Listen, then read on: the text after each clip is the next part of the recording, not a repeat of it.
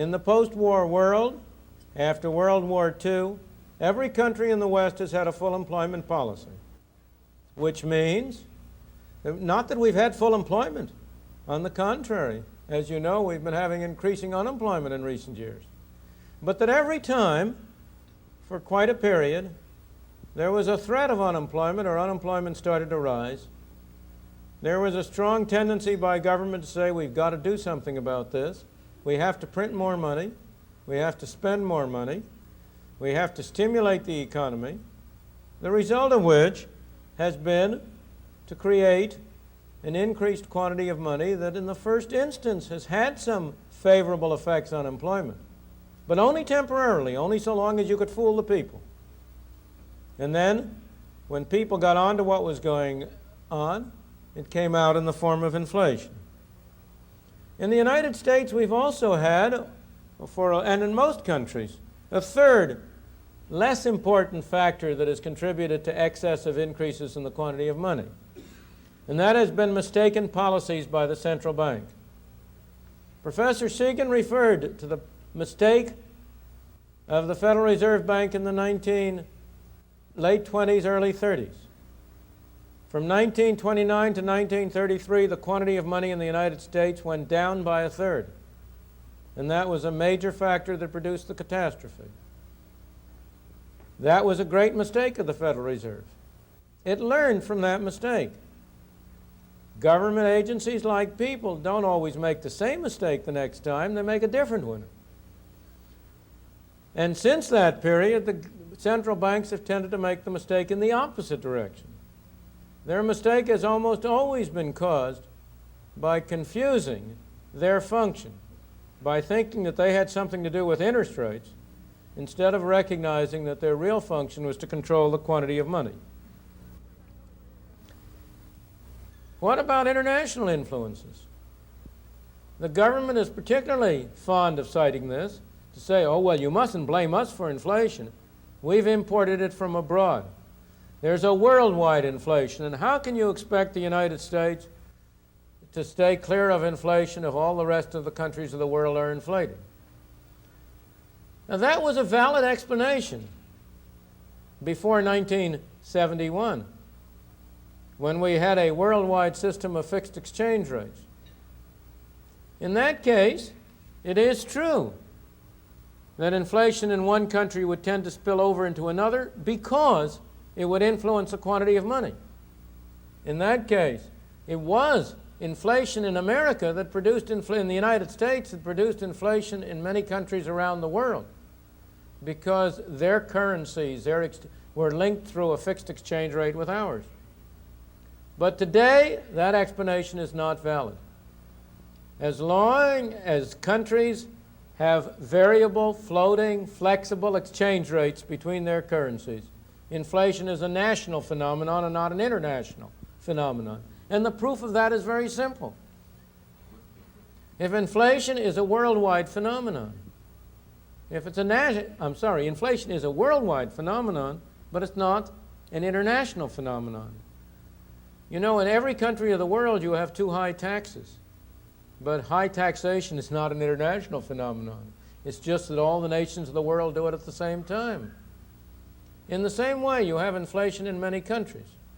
But if it were an international phenomenon, how come it's roughly 0 to 1% in Switzerland, 4 to 5 or 6% in Germany, 10% in France, 18% in Great Britain, maybe higher than that in Italy, and so on down the line?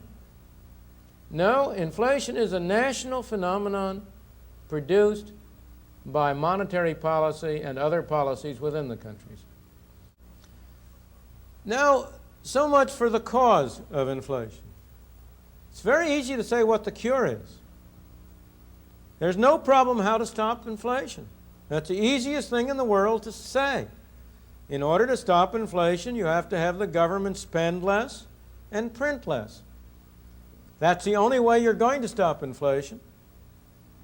That's the one and only cure. But you know, the real problem isn't to know how to cure inflation. The real problem is to have the political will to do so.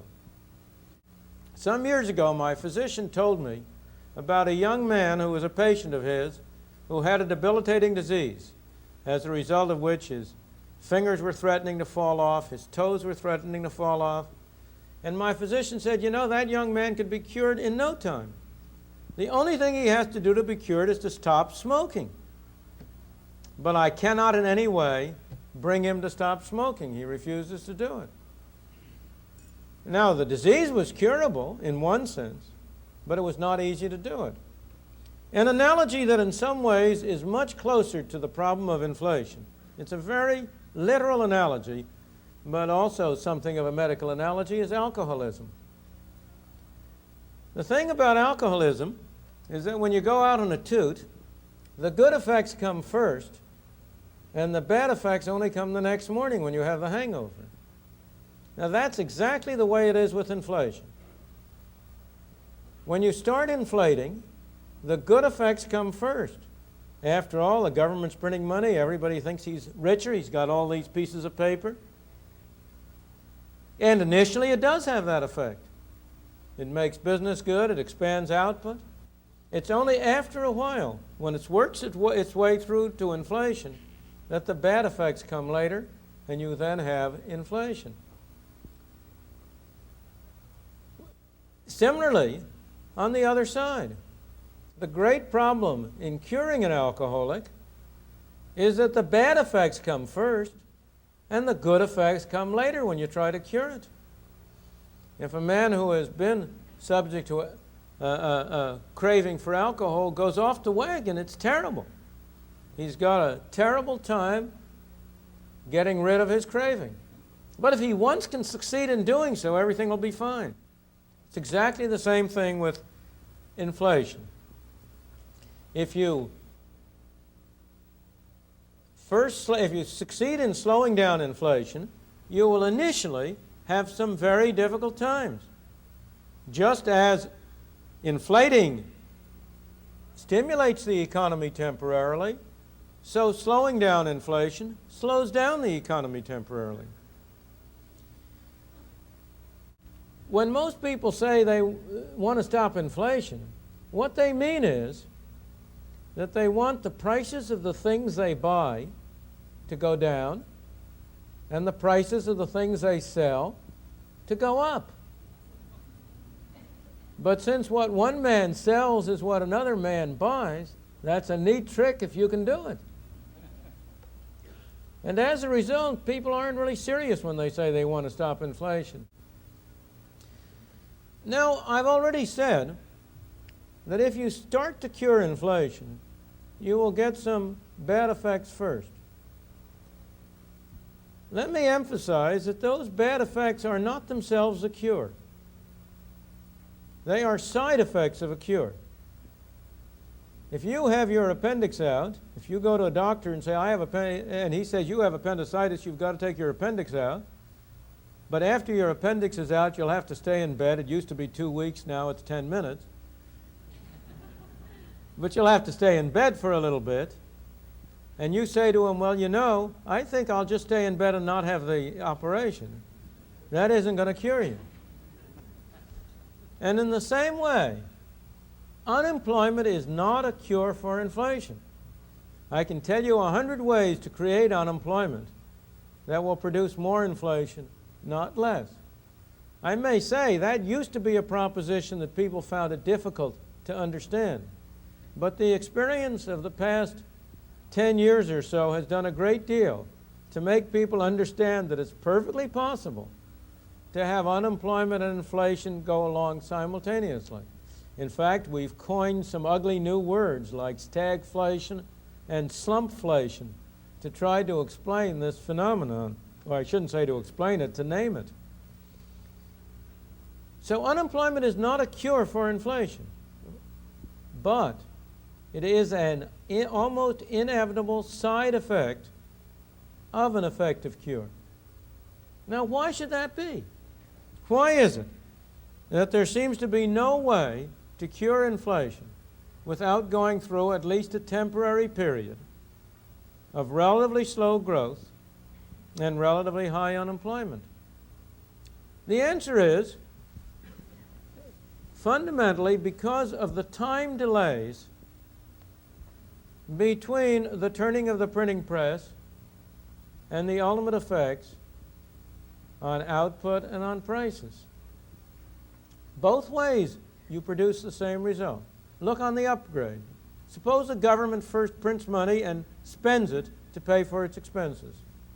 To begin with, the people who find themselves doing better business don't know what the explanation is. Government is paying more money. Its employees have better salaries. They're coming to the store and buying more goods. The storekeeper is delighted to sell them at the same prices as before. Each man thinks this is something special happening to him. The shoe manufacturer says, look, I can sell more shoes. The demand for shoes is going up. He doesn't recognize that what's really happening is that demand is going up everywhere. And then not only is the demand for shoes going up, but he's going to have to pay more to get labor. He's going to have to pay more to get leather. He's going to have to pay more to produce his products. But when that shows up, when after a while he finds out that his costs are up, then he suddenly discovers that he has to raise his prices to make both ends meet. And that's why, on the average in the United States over the past 100 years, an increase in the quantity of money has taken about 5 or 6 months to affect people's spending. The first thing that happened is people just have bigger bank accounts. Then it takes them a little while to realize that, and they start spending it. And then it's another 12 to 18 months before that works through into prices. So on the average, over the past 100 years, and in Britain it's been for 200 years. I say 100 years because that's as far back as our data go in the United States. There's been about a 2-year interval between a more rapid increase in the quantity of money on the one hand and the inflationary effects of it on the other. But the same thing happens the other way. If the government slows down its spending, in the first instance, people simply experience that as slower demand for their products, and they tend to retrench. They tend to say, well, my inventories are going up, I better cut back production. It's only after a considerable interval that that's reflected in lower prices or in a slower rate of increase in prices and works its way through. So there is no way that I know to avoid the interim effect of slowing down inflation. In the long run, there is no relation between inflation and unemployment. On the average, suppose a country gets accustomed to 10% inflation. That's perfectly livable. That's something people can get along with. What will happen? Everybody will know that it's going on. All wages will automatically tend to go up by 10% more a year than they otherwise would. All prices will tend to go up by 10% more. Instead of interest rates being 5%, they will be 15%. Everything will get adjusted to it. And we have a great deal of evidence that the average rate of inflation over a period of time has no relationship at all with the average rate of growth or the average level of unemployment. The thing is that only surprises matter. It isn't inflation that produces a stimulus. It's only higher inflation than you expected. It's only the surprise. If you get adjusted to it, it doesn't do any good. It's just like, again, alcoholism and drug addiction. When a fellow first gets started on drinking, all it takes is one drink to make him happy. But after his body gets adjusted to that, it takes a little more, and pretty soon he's taking a half a bottle. Similarly, with drugs, it takes bigger and bigger doses to have the same effect. And similarly with inflation. As a country gets accustomed to higher and higher rates of inflation, it needs a bigger dose to have any stimulating effect.